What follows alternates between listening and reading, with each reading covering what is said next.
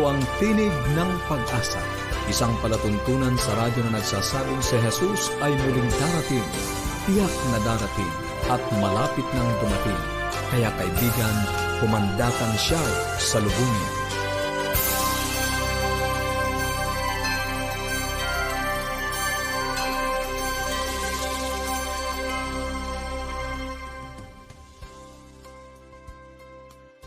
Good morning! Happy morning po sa aming mga kaibigan. Masaya po kami na kayo ay makakasama na naman namin sa araw na ito. Maganda po na sa pagsisimula ng umagang ito, ng araw na ito, meron tayong resolve. Hindi natin hahayaan yung ating mga isipan na manatili dun sa madidilim at masasalimuot na mga bagay. Si Jesus ay merong liwanag at comfort para sa atin. Meron siyang pag-asa at kaligayahan for me. Yan po ay sabi sa selected messages. Ulitin ko, I will not allow my mind to dwell on the dark side. Jesus has light and comfort and hope and joy for me. Maraming salamat po kay Jesus na siyang nagbibigay sa atin ng liwanag, ng pag-asa, ng kaligayahan. Mga kaibigan, ako pa rin po si Melo Anadem Ong dito sa Tinig ng Pag-asa. Ang programa pong ito ay hatid sa inyo ng Adventist World Radio. Kayo po ay patuloy naming inaaniyahan. Mga kaibigan, samahan niyo po kami araw-araw. Ito po ay alas 6 hanggang alas 7. Ngayong pong buwan ng Mayo, pinag-uusapan natin ang tungkol sa pananalapi dito sa ating bahaging pamilya at ang pinakalayunin po ng ating programa ay yung maiparating sa inyo yung pag-asa na nagmumula kay Kristo. Nais po natin na lumago yung ating relasyon sa Kanya, mas maging maigting, mas maging malalim, mas maging buhay sa atin pong mga buhay. Tayo po ay patuloy sa pamimigay ng mga aklat at aralin sa Biblia. Sa inyo po na nagnanais na makatanggap, kayo po ay mag-text lamang o tumawag. Ang ating pong cellphone number na inyong maaaring tawagan or i-text 0917-174-2777. Malinaw po pa, 0917-174-2777. Sa mga sumusubaybay po on Facebook or YouTube, ito po ay makikita nyo on your screen. Or sa 0968-853-6607. 0968-853-6607. Ang ating pong toll-free number para sa mga kaibigan naman natin na nasa ibang bansa. Ito po ang inyong maaaring tawagan ng libre. 1-800-132-20196. 1-800-132-20196. Of course, tayo po is also on Facebook and YouTube. Our Facebook page, AWR Luzon, Philippines. Our YouTube channel, Adventist World Radio, North Philippines. Please, don't forget nyo pong i-like, i-subscribe, and i-share sa inyo pong mga kaibigan. At sa lahat po nagnanais ng readily available, downloadable na po ng mga Bible Study Guide for kids and adults, feel free to visit bibleschools.com/Central Luzon. Ngayon po ay magpapatuloy na tayo dito nga sa ating paksa na may kinalaman sa pananalapi, pamimera sa loob ng pamilya. Maganda po ang topic natin ngayon. Paano makaligtas sa utang? Sino po sa atin ang walang utang? Siguro po ay sa atin na may mga utang. This is for us. Ito pong topic na to ay para sa atin. Ibigay natin ang panahon kay Ate Vici. Isa na naman pong mapagpalang araw sa inyong lahat, sa aming mga ginigiliw na mga tagapakinig at tagapanood nitong ating programa.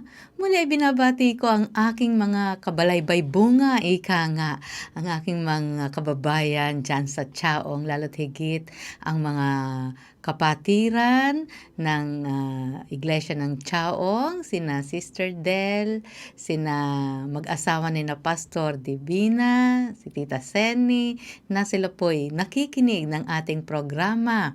Ang mga taga South Central Luzon Conference, ang mga taga Central Quezon 2, lahat kayo aking binabati at nawa po ay makinabang kayo sa ating pag-aaralan o sa aking ibabahagi sa araw na ito. Ito po ay kasama sa sikreto ng paghawak ng pera. Hindi po ba napag-aralan natin na isa sa sikreto ay yung tapusin o bayaran ang utang. napaka-stressful po kapag tayo ay maraming utang, 'di po ba? So, paano tayo makakaligtas sa utang? Noong unang panahon, sa panahon ng Biblia, kapag ikaw ay may utang, ito'y nangangahulugang ikaw ay alipin. Subalit ngayon ay mayroon pong bagong formang parusa ang pumalit sa luma. So, taon-taon ay libong pamilya ang nawawasak dahil sa mga alalahanin sa pera. Bakit? Dahil kanilang nilalabag ang isa o dalawang mahalagang prinsipyo. Sa katulad ng pagkabigong unahin ang Diyos. Di po ba napag-aralan natin na kapag tayo ay inuna natin ang Diyos, siya ang magtuturo sa atin kung paano natin pangangasiwaan ang pera. Marami siyang prinsipyo na sinasabi na ating mababasa sa banal na kasulatan. Kaya mahalaga po na laging tayo ay nagbabasa ng salita ng Diyos at tayo'y kanyang igagay. Ano pa? Pagkabigong maglaan para sa mga emergency. So, nalilimutan natin o hindi natin nagagawa na kahit kaunti ay tayo ay maglaan para makaipon tayo para sa mga hindi natin inaasahang mga pangyayari. Katulad ng biglang magkakasakit o biglang aksidente na hindi natin inaasahan. Kaya mahalaga na tayo ay makapaglaan ng ganitong halaga para sa emergency o mag-ipon kahit pa kaunti. O kaya ang budget ay sobra sa iniuuwing kita. Nagbabudget tayo pero mas malaki pa yung gastusin sa ating net pay. Isa pa ay maraming binibili na utang o kaya ay gumagamit ng credit card. Nandito po ang maagang babala sa stress sa pananalapi. Marami daw pong mga Kristiyano ang nawawalan ng kalayaan dahil sa sobrang utang. Tandaan po natin na ang may utang ay alipin ng nagpapautang. Ang resulta ay pagkaalipin at walang kapayapaan. Idadagdag pa ang pagbabayad ng umaandar na interes. Sa bukod sa para ka ng alipin ng nagpautang, meron pa yung interes. Sobrang malayo sa ipinangakong marangyang buhay ni Jesus. Diba? Sabi nga ay tayo ay bubuhusan ng pagpapala. Pero pagka ganito ang ating nararanasan, na tayo nai-stress, maraming naniningil, tayo ay ibukod doon sa ating ibinabayad, ay meron pang interest na nakapatong. Marami dito ay tayo ay nag-i-engage sa mga utang na mataas ang interest, merong 10% a month, hindi po ba? At magkanong pinapatak noon sa isang taon, 120% na interest. So, ang maling paggamit ng pera ay nakakasira ng spiritual na buhay. Bakit?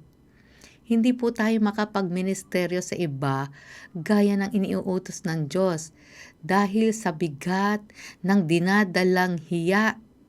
Siyempre, nahihiya tayo kapag marami tayong utang. Pagka balita na tayo ay kung kani-kanino may utang, di ba?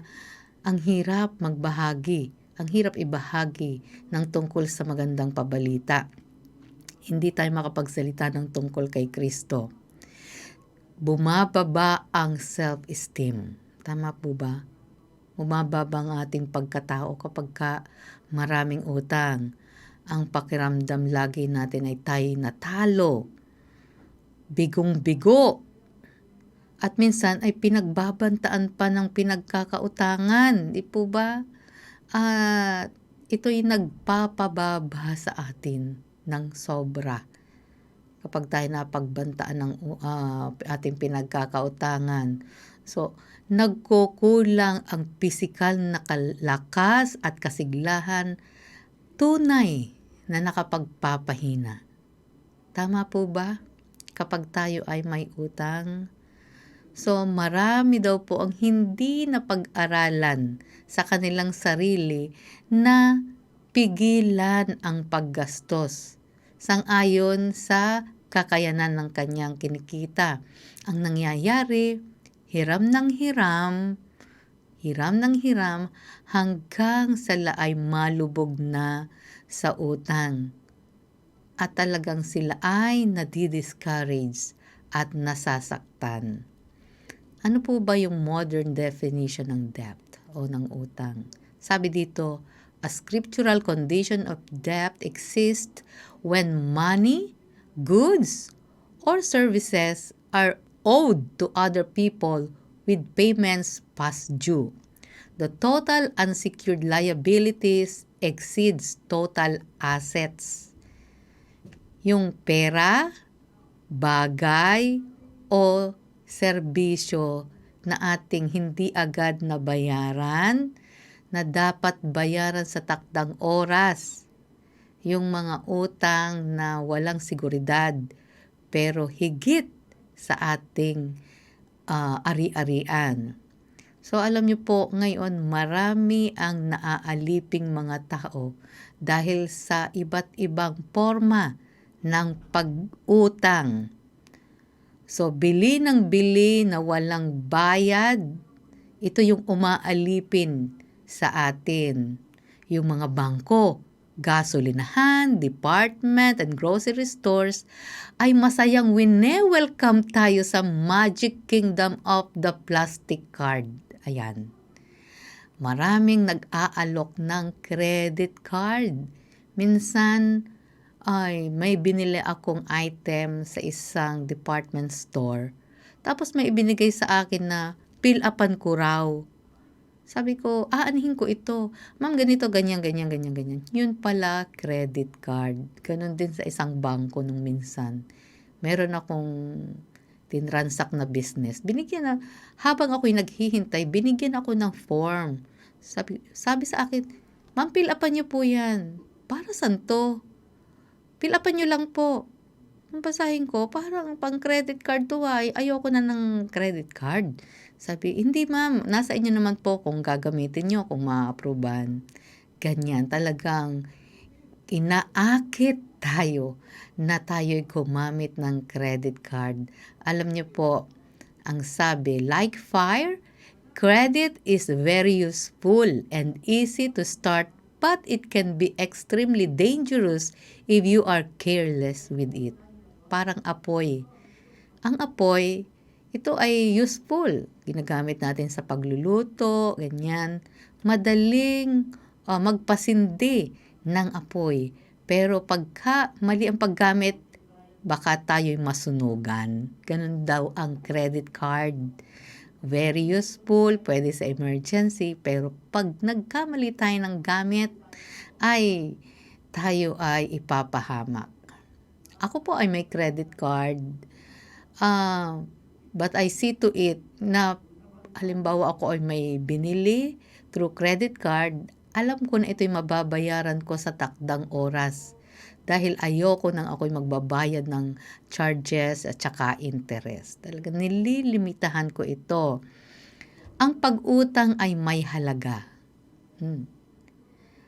The average credit card interest is 18% per year. 18% per year. Katulad ng sabi ko kanina, mayroong 10% a month. So, 120% a year. So, imagine na natin, ito na lang 18% per year. I-times natin dun sa ating mga nautang. Ilang buwan na natin yung pambayad sa ating renta kung ating kwekwentahin. So, ang sabi po dito, kung hindi natin kayang magbayad ng cash now, ay kaya ba nating magbayad ng cash sa susunod na may dagdag na 18%? Siya nga naman, di po ba? Kung talagang ang ating gagastusin ay hindi kinakailangan, pagkatapos tayo bibili ng may ganong interest, mangungutang tayo para ma-afford lang natin yung ating mga hilig, ating kalayawan. So doon tayo nahihirapan. Credit doesn't raise your standard of living. Ang pag-utang ay hindi nagpapaangat sa ating standard, doon sa pamantayan ng ating pamumuhay, kundi ito'y nagpapababa lalo. The brutal fact is you must live on less in order to come up with the extra money you need for repayment. Kailangan nating gumastos ng mas mababa kaysa ating kinikita para tayo makabayad dun sa iba't pa nating bayarin. Ang utang ay nanghihikayat ng kalayawan, pagpapakasasa o sobrang paggastos. Tama po ba? Kapag tayo ay may credit card, minsan ang bilis nating bumili o ang bilis nating gumastos doon sa mga kalayawan. Hindi natin naiisip na ako ba ay mayroong pambayad dito? Ganyan. So, sa isang nakatalagang Kristiyano, ang tanong ay ano ang palagay ng Diyos sa larangan ng pag-utang? Ang sabi po sa Kawikaan 22:7, ang mayaman ay mamumuno sa dukha at ang manghihiram ay alipin ng nagpapahiram. Nang dahil sa utang, bahagi ng kalayawan ay nawawala. Sa laki ng utang na loob sa inutangan, kahit anong ipagawa ay gagawin. Tama ba? Kapag tayo ay may inuutangan, ay kung anong hilingin ng ating inutangan, hindi tayo makahindi kung minsan. So kung gusto natin ang tunay na kalayaan, ay tanggihan natin ang ating sarili. Maging determinado tayo na muling nabayaran ang utang at huwag na muling uutang. Tanggihan natin ang mga libong bagay kaysa magkautang ng marami. Iwasan gaya ng pag-iwas sa sakit. Kaya muli, bukas ay itutuloy natin kung paano tayo makakaligtas sa utang nang tayo'y mabawasan ng stress, mabuhay ng maligaya sa bawat oras. Ito po ang inyong lingkod, si Ate VG, nagpapaalam sa inyo, magkita-kita po tayong muli sa ganitong oras at himpilan. Maraming salamat po, Ate VG. Tama ka, tumpak, stressful yung may utang. Parang tatanggapin pa lang natin yung ating sahod, iniisip na agad natin kung may matitira ba dito o wala, sapagkat mapupunta lang sa pagbabayad sa mga utang. Maigi po sana kung ganon, pero pagka minsan tayo ay nat-trap na umutang tayo, yung ating tinanggap ay hindi sapat pang bayad nun, so hindi natin mabayaran, pagkatapos wala na tayong pangkonsumo, gagastusin sa loob ng buwan na yun, uutang uli po tayo. Ang nangyayari ay lumulubog po tayo ng lumulubog sa utang.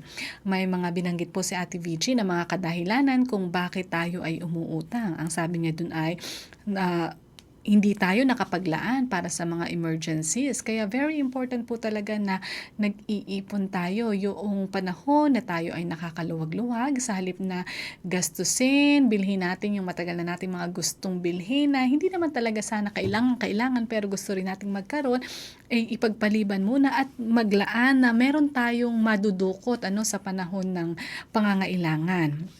Minsan po ay nakaugalian na natin na gumamit ng credit card. Hala, sige, swipe dyan, swipe doon, hanggang sa mamalay-malayan na lang natin. Ang dami na pala nating na bili, na iutang. Kasi minsan pag hindi po nababawasan yung cash natin, feeling natin andyan pa rin. Yun pala ang mga ginamit natin, yung ating mga magic cards. Ang nabanggit din na Ate Vici na gusto ko pong i-emphasize ay yung ang utang ay naghihikayat ng kalayawan. Minsan sa kagustuhan natin na maging makaabot doon sa pamantayan na nakikita natin, maging magarbo din, tingnan din at i-admire din ng iba, ay ginagawa po nating mangutang ng mangutang. Ang sabi ay, ang utang ay naghihikayat ng kalayawan, pagpapasasa at sobrang paggastos. Ang tanong po ay, masama po bang mangutang? Ang Biblia po ay walang sinabi kung masama ang mangutang, pero po malinaw na kung tayo ay mangungutang, dapat po ay babayaran natin ito. Ang sabi po ng banal na kasulatan, it is wrong not to repay debts. Yun ang mali.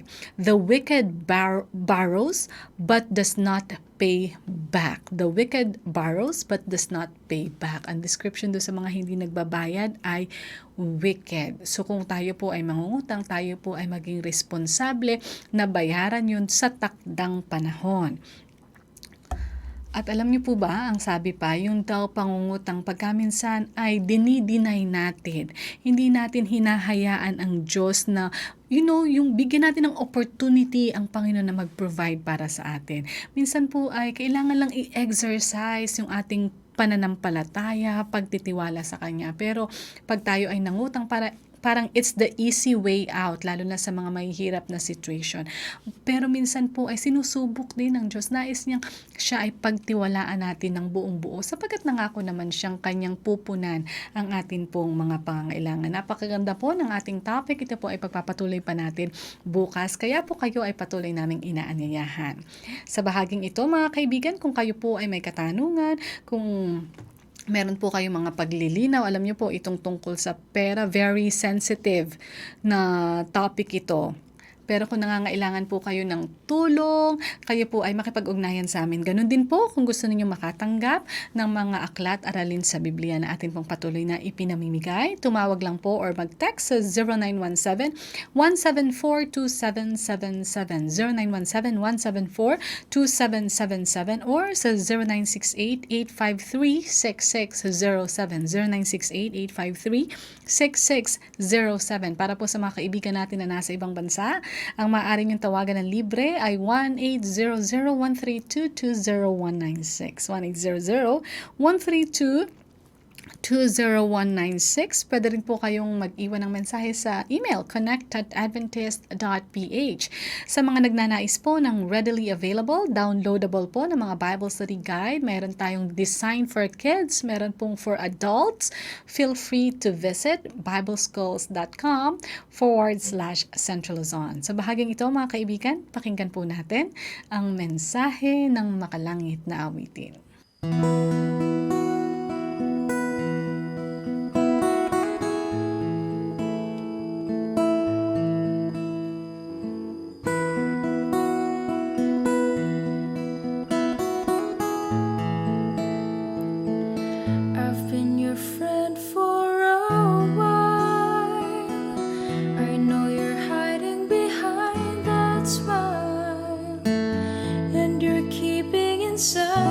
Tears that should have been cried. You've been brave through this trial. You've been as strong as a stone against the stormy winds that have blown. But you have friends who care, more than willing to share. Don't face those troubles alone. Can I pray for you? Can I mention your name to the Lord when I seek His face? Can I plead your case? That's what praying is for. I'll help you carry your cross and find the way when you're lost. If we'll let Jesus be true, I know that He'll see you through.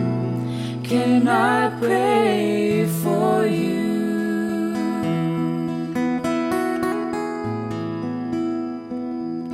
I know that there'll come a day when I have trials and need you to pray. Just like you've done before, you'll mention me to the Lord. That's why I'm here to say, let me be there for you. We'll divide all your problems by two. and very soon there'll be three, you and Jesus and me. That's what friends are supposed to do. Can I pray for you? Can I mention your name to the Lord when I seek His face? Can I plead your case? That's what praying is for. I'll help you carry your cross and find the way when you're lost. If we let Jesus be true, I know that He'll see you through. Can I pray for you? Can I mention your name to the Lord mention your name. when I see His face? Can I plead your case? That's what praying is for. That's what praying is for. Help you carry your cross and find the way when you're lost. If we let Jesus be true, I know that He'll see you through. Can I pray for you? if we let Jesus be true, I know that He'll see you through. Can I pray for you?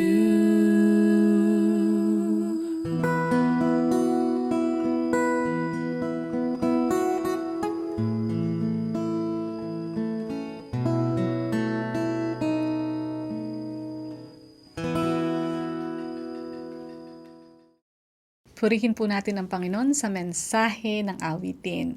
Sana po ito'y nakapagdagdag sa inyo ng ngiti, nakapagbigay sa inyo ng pag-asa, nakapagbigay sa inyo ng sigla. Tayo po ay nagpapatuloy dito sa ating series ng mga kalalakihan sa banal na kasulatan, specifically in the New Testament, sa Bagong Tipan. Ang pag-uusapan po natin ngayon ay si Paul. Alam niyo po, one of the most central figures sa New Testament ay si Paul, na originally ang kanyang pangalan ay Saul. Siya po ay maaalala natin o makikilala natin sapagkat marami siyang mahahalagang kontribusyon na malaki po ang naging impluwensya sa Christianity, lalo na po sa tinatawag nating mga missionary work or yung pumupunta sa iba't ibang mga lugar to do missions. Yun pong kanyang mga missionary visits, yung kanyang mga activities sa iba't iba pong mga bansa ay nagbigay ng napakaganda at makapangyarihang halimbawa para po sa mga Christian missions na ginagawa natin ngayon sa mga susunod pa from his time to the succeeding generations. Ngayon po, tunghayan natin ang kanyang account, Paul, the witness to all. Ibigay po natin ang panahon kay Pastor Romy. Kumusta ka, kaibigan? Napakabuti ng ating Diyos na nupat sa araw-araw kanyang pinaparanas ang kanyang dakilang pag-ibig, ang kanyang maraming pagpapala. Muli, narito ang iyong kaibigan sa teleradyo, Pastor Romeo Mangiliman, na nagsasabing napakabuti ng Diyos, kaibigan. Patuloy tayo sa ating pag-aaral salita ng ating Panginoon. At ito ay naglarawan ayon pa rin sa aklat ng Gawa kung papaano ang iglesia'y pinag-usig at bagamat pinag-uusig ang iglesia ay dumadami ang kanyang bilang at kung papaano yung isa sa nag-uusig sa iglesia ay naging lingkod ng ating Panginoon. Ating ngayong bigyan ng pansin, isa sa naging martir at unang martir sa iglesia ng kapanahunan na yon, walang iba kundi si Esteban.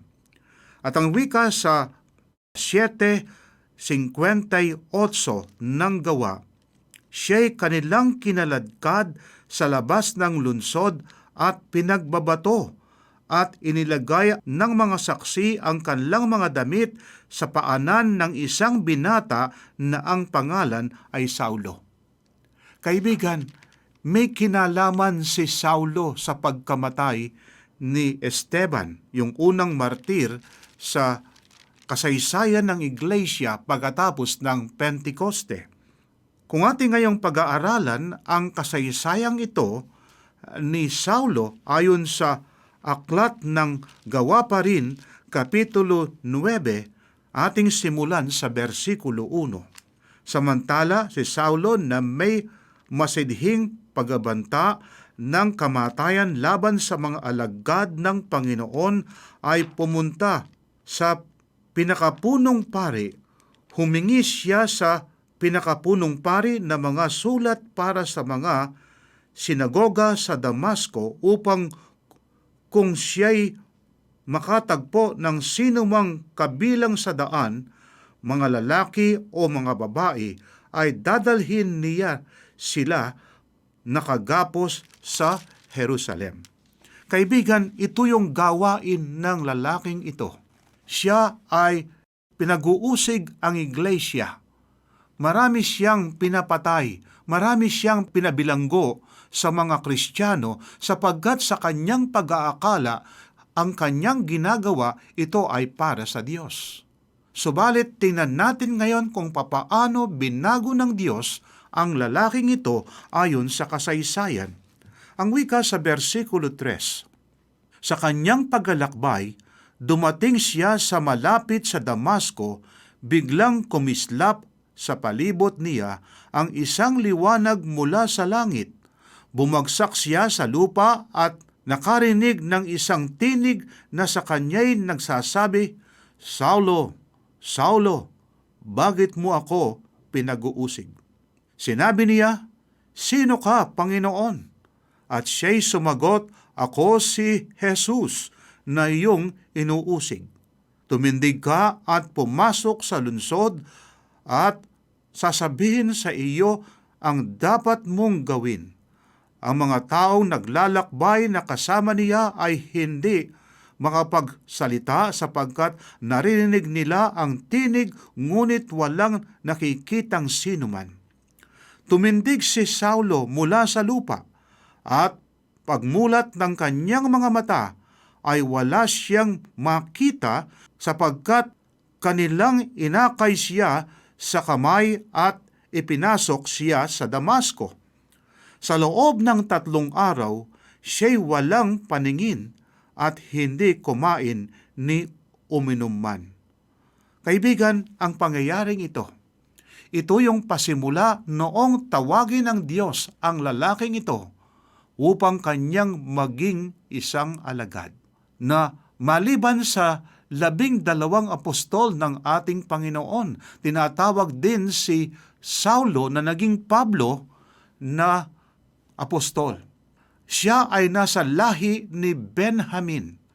At ayon sa kasaysayan, dahilan sa ang unang hari sa Israel, ang pangalan ay Saulo, dun kinuha ang kanyang pangalan. At siya ay merong pagkamamayang isang Romano. Siya ay galing sa isang lugar na Sicilia at bagamat siya ay isang Hudyo, pero siya'y nagkaroon ng isang pagkamamayan na isang Romano. Ang wika ng ating Biblia na siya ay nawalan ng paningin. Noon ay may isang alagad sa Damasco na ang pangalan ay Ananias. Sinabi sa kanya ng Panginoon sa isang pangitain, "Ananias." At sinabi niya, "Narito ako, Panginoon." Sinabi sa kanya ng Panginoon, "Tumindig ka at pumunta sa lansangan tinatawag na Tuwid. Ipagtanong mo sa bahay ni Judas ang isang lalaking taga Tarso." O siya ay hindi taga Sicilia, kundi siya ay isang taga Tarso o Tarsis sa ibang salita. Siya ay taga Tarso na ang pangalan ay Saulo. Sa sandaling ito'y nananalangin siya. At nakita niya sa pangitain ang isang lalaki, ang pangalan ay Ananias, na pumapasok at ipinatong ang kanyang mga kamay sa kanya upang muli siyang tanggapin ang kanyang paningin. Ngunit sumagot si Ananias, "Panginoon, nabalitaan ko mula sa marami ang tungkol sa lalaking ito, kung gaano katindi ang kasamaang ginawa niya sa iyong mga banal sa Jerusalem. At siya'y may pahintulot mula sa mga punong pari na gapusin ang lahat ng mga tumatawag sa iyong pangalan. Versikulo 15. Ngunit sinabi sa kanya ng Panginoon, pumunta ka sapagkat siya'y isang kasangkapan pinili ko upang dalhin ang aking pangalan sa harapan ng mga hentil at ng mga hari at ng mga anak ni Israel. Sa makatwid nung tawagin ng ating Panginoon ang lalaking ito, na ang pangalan noon ay Saulo na naging Pablo, ay tinawag ng ating Panginoon. Nakikita ng ating Diyos na ang lalaking ito ay maging isang instrumento sa pangangaral ng Ebanghelyo ng ating Panginoon. At tinawag siya, at sa kanyang pagkatawag siya ay nabulag, nawalan siya ng paningin, hindi siya kumain ng 3 araw at 3 gabi, at pagkatapos merong pinadala ang ating Panginoon na isang lalaki, ang pangalan niya ay si Ananias. Noong una si Ananias ay tumatanggi sapagkat sa kanyang paniniwala ang lalaking ito ay kanyang pinag-uusig ang iglesia, lalo na sa Jerusalem. Subalit kaibigan, inutusan ng ating Panginoon para puntahan siya. At noong ipinatong ang kanyang mga kamay sa lalaking ito na si Saulo at nanalangin, nagbalik ang kanyang paningin. At ang lalaking ito, ang wika ng ating Biblia, ngunit sinabi sa kanya ng Panginoon, pumunta ka sapagkat siya'y isang kasangkapang pinili ko upang dalhin ang aking pangalan sa harapan ng mga hentil at mga hari at mga anak ni Israel. Sapagkat ipinakita ko sa kanya kung gaano karaming bagay ang dapat niyang tiisin alang-alang sa aking pangalan. Kaibigan, noong una siya ay laban sa iglesia. Pinagusig ang iglesia. Subalit ngayon, tinawag ng ating Panginoon siya para siya'y mangaral, lalo na sa mga hentil, sa mga hari, at gayon din sa mga anak ni Israel. Kaibigan, sa kasaysayan ng iglesia nung una, walang naging katulad ni Pablo na dating Saulo.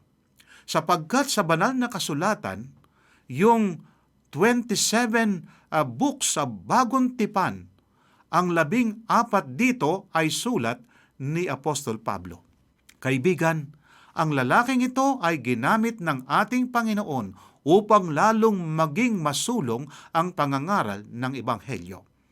Bagamat ang ibang mga apostol ay ginamit ng ating Panginoon na maging saksi at nangaral sila sa maraming mga tao, pero yung kasaysayan ni Pablo na dating Saulo ay hindi ganon na naging karanasan nila. Sapagkat ang lalaking ito ay naging mga ngaral sa mga hentil, sa mga hari, sapagkat maraming mga pinuno ng mga bansa ang kanyang pinuntahan at pagkatapos ngayon, siya ay naging mangangaral para sa kanila. Kaya nga, hindi lamang siya mangangaral sa mga hendil, sa mga hari, kundi pa naman meron siyang pasanin sa kanyang mga kabayan sapagkat siya ay isang Israelita at siya ay naging lingkod ng ating Panginoon.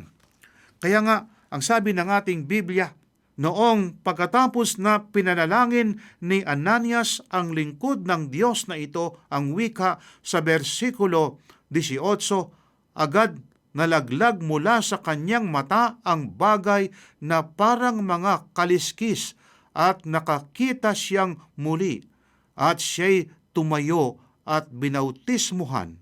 At pagkatapos kumain ay muli siyang lumakas. Sa loob ng ilang araw ay kasama siya ng mga lagad na nasa Damasco.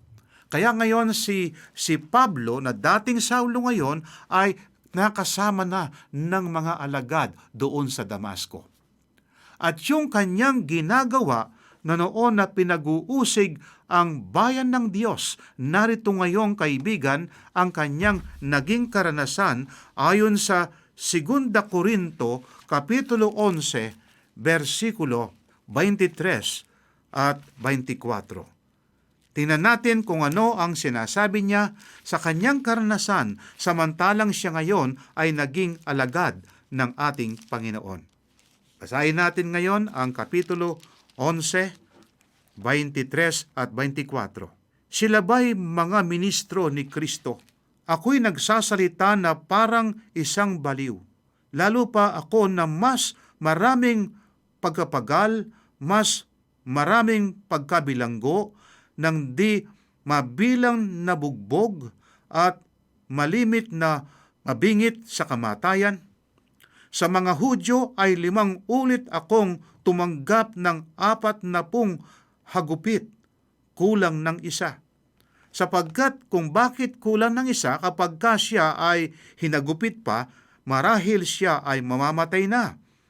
At ang sabi pa sa atin sa versikulo 25, 3 ulit na ako'y hinampas ng mga pamalo, minsan ako'y pinagbabato, 3 ulit na akong nawasak ng barko, 1 araw at 1 gabing ako'y nasa laot.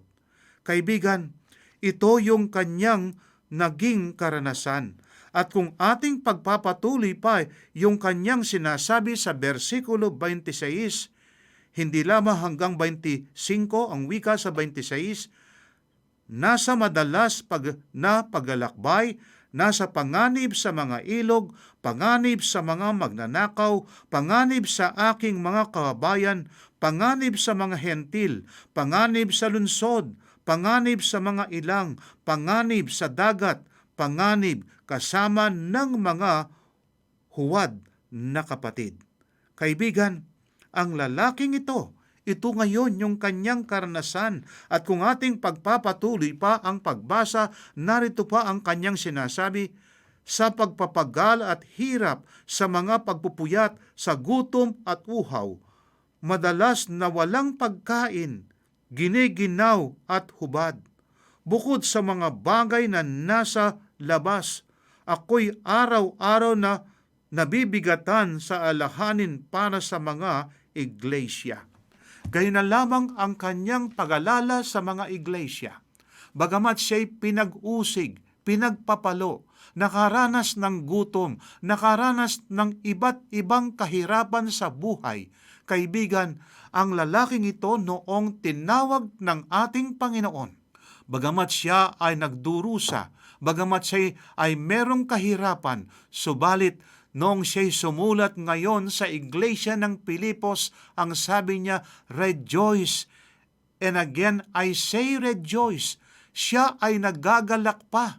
At pagkatapos ngayon, nung siya ngayon ay nakabilanggo, ang sabi pa niya, again, I say rejoice. Kaibigan, itinuring niyang ito ay isang bagay na kanyang tinanggap sapagkat alang-alang sa atin na nagkasala, ang ating Panginoon ay nagkaroon ng sinasabing karanasan at hanggang siya'y namatay sa krus ng Kalbaryo.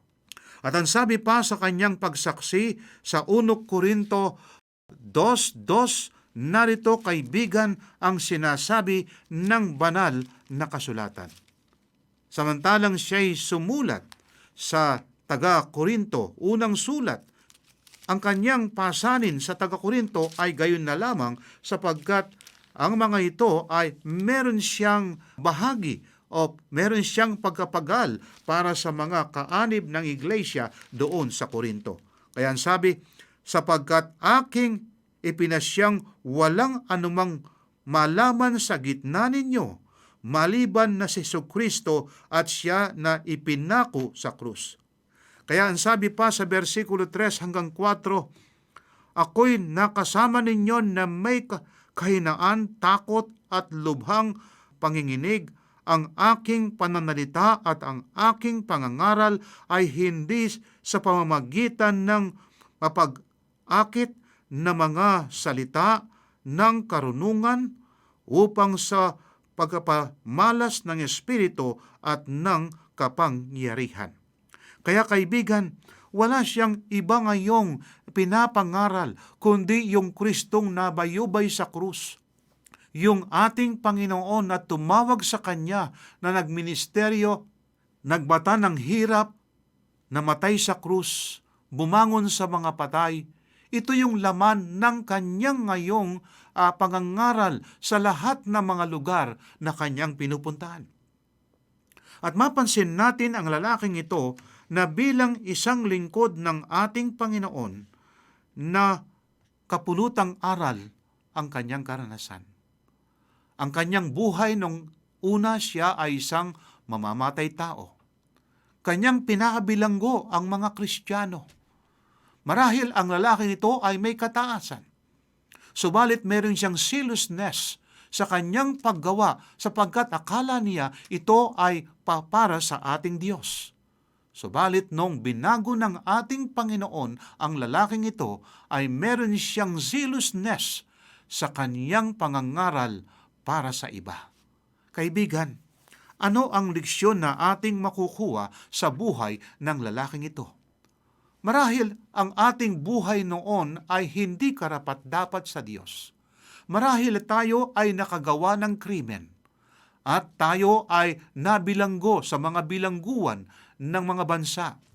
Subalit kaibigan, kapag tayo ay lumalapit sa ating Panginoon, tayo'y tinawagan ng ating Diyos na maging Kanyang saksi para sa Kanyang banal na gawain, kaibigan.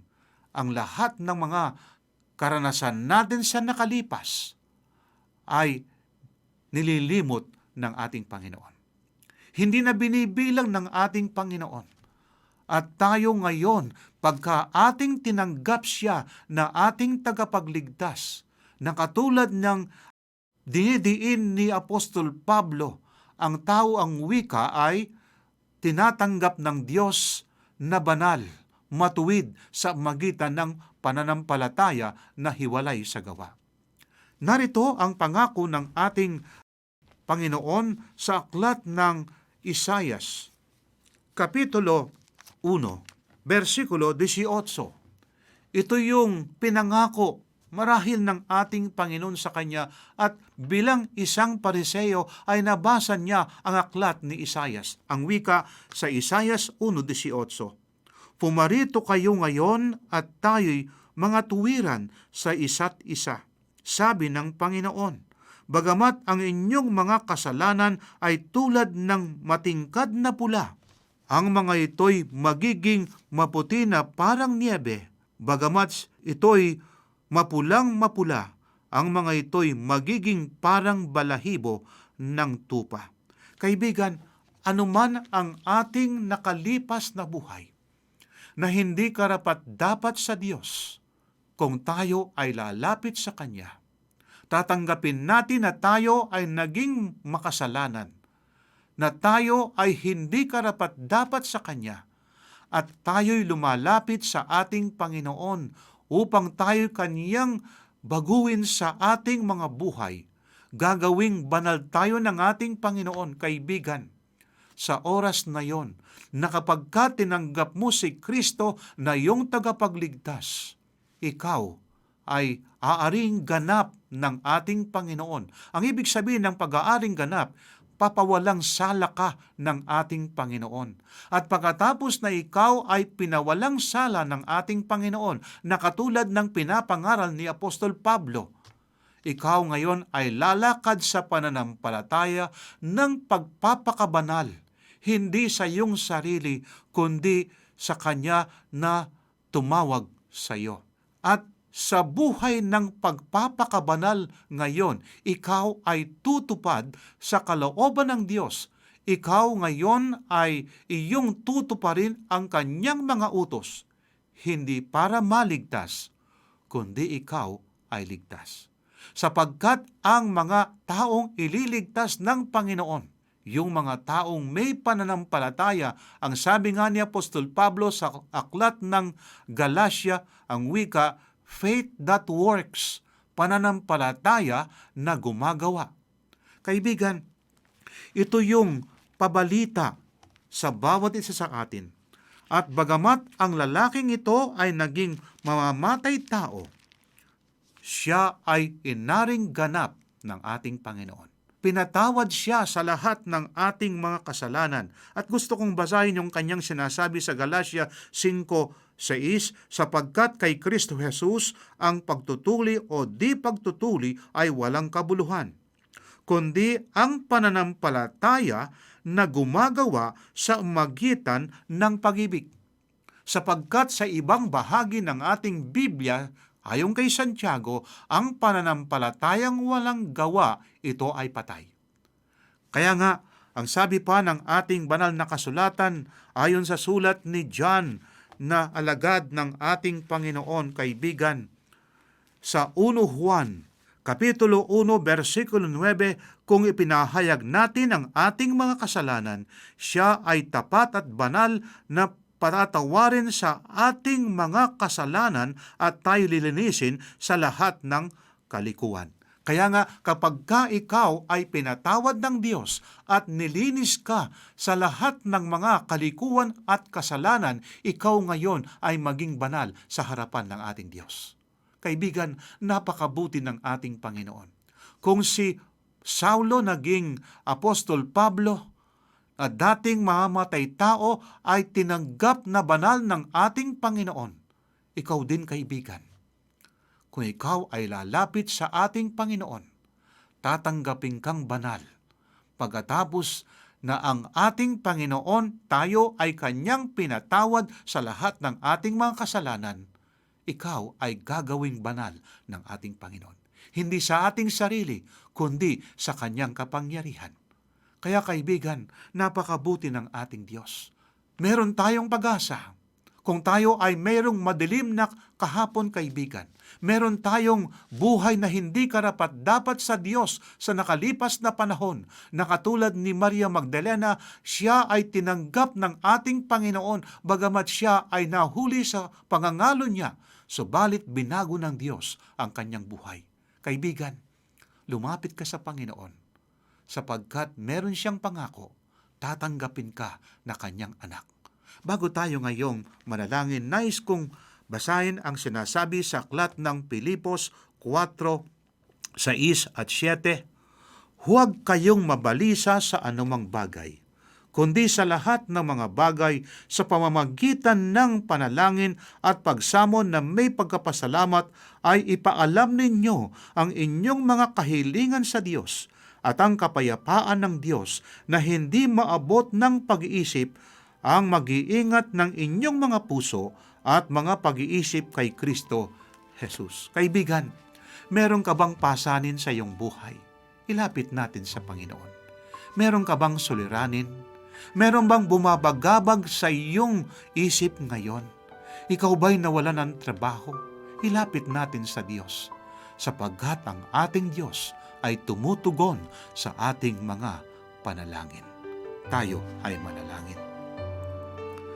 Mapagpala at dakila po naming Diyos, pagkatapos po naming napag-aralan ang buhay ng inyong lingkod na si Apostol Pablo na dating Saulo, o dakilang Diyos, napakabuti po ninyo sa amin. Sa mga nakalipas na panahon na kami po ay nakagawa ng maraming mga kasalanan, subalit habang ang aming Panginoon ay nananawagan sa bawat isa, natanggapin siya na aming tagapagligtas, dakilang Diyos, hindi pa po huli ang lahat. Kaibigan, ang ating Diyos ay nakikinig sa ating panalangin. Patuloy tayo sa ating panalangin. Panginoon, salamat po na inyo pong dininig ang aming panalangin. Salamat po, O Diyos, na inyo pong binigyan ng kasiyahan ang bawat isa, sapagkat kayo po ang aming inspirasyon. Pagpalain po ang aking kaibigan at ang kanyang mga kasama sa kanyang tahanan, ang kanyang mga pananim. Salamat po, O Diyos, na inyo pong tinugon ang aming panalangin dahilan sa inyo pong biyaya sa bawat sa amin. Sa pangalan po ng aming Panginoong Hesus. Amen. Kaibigan, pagpalain ka nawa ng ating Panginoon. Amen. Nakaka-inspire po itong mensahe na to sapagkat dito nakita natin kung paano gumagawa ang Diyos sa buhay ng tao. Imagine niyo po si Paul na very zealous sa pag-persecute ng mga Kristiyano nung panahon na yon. Noong nakilala niya, nung nagkaroon siya ng encounter with Jesus, naging ganun din po siya ka-passionate, naging ganun din po siya ka-zealous na ipangaral naman itong Jesus na kanyang nakilala.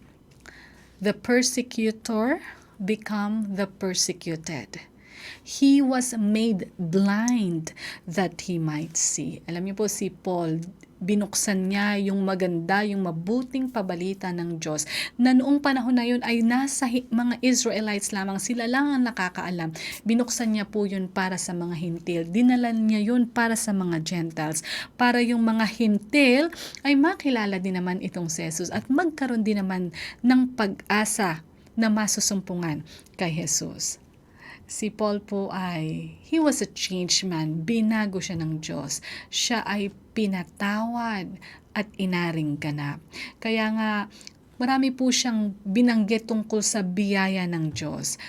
He spoke of grace because he himself has experienced that grace. At alam niyo po, kung ito ay naranasan ni Paul, maaari rin po nating itong maranasan, yung biyaya ng Diyos na nakapagbabago sa atin. Mga kaibigan, kung kayo po ay may katanungan sa ating naging pag-aaral, kung kayo po ay nagnanais ng mga paglilinaw, gusto niyo po mag-aral pa ng mas malalim ng banal na kasulatan, kayo po ay makipag-ugnayan lang sa amin. Ganun din po kung meron kayong mga prayer request. Meron po tayo ditong prayer team, mga prayer warrior na handang samahan kayo. At meron tayong Diyos sa langit na maaari natin paglagakan ng ating mga isipin, mga hilahil, mga alalahanin sa buhay na to. Ang Diyos na to ay nakikinig, siya ay buhay, siya ay nagmamalasakit sa atin. Ganun din po mga kaibigan, kung nagnanais kayong makatanggap ng mga aklat, aralin sa Biblia na patuloy po nating ipinamimigay, makipag-ugnayan lang kayo, tumawag or mag-text sa 0917-174-2777, 0917-174-2777 or sa 0968-853-6607, 0968-853-6607. Ang atin pong toll-free number, 1-800-132-20196,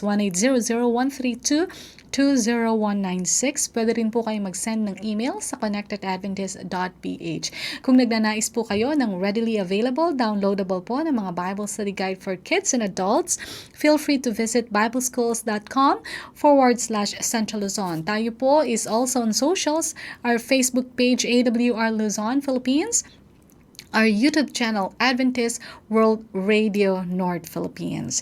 Mga kaibigan, bago po natin ito tapusin, nais ko pong batiin ang aking kapatid na ngayon po ay nagdaraos ng kanyang kaarawan, ang akin pong kuya. Happy birthday. God bless you. Ganun din po si Ma'am Zabat. Alam ko po, Ma'am Mary Jane, Dr. Mary Jane Zabat. Alam ko pong nakaskilala niyo siya at nakasama natin siya dito sa ating programa.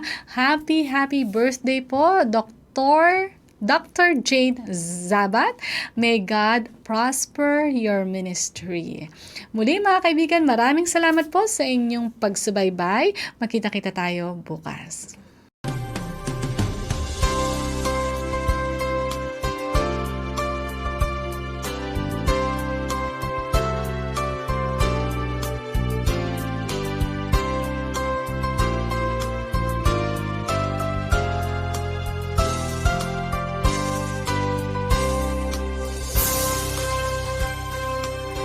Ito ang Tinig ng Pag-asa, isang palatuntunan sa radyo na nagsasabing si Jesus ay muling darating, tiyak na darating at malapit nang dumating.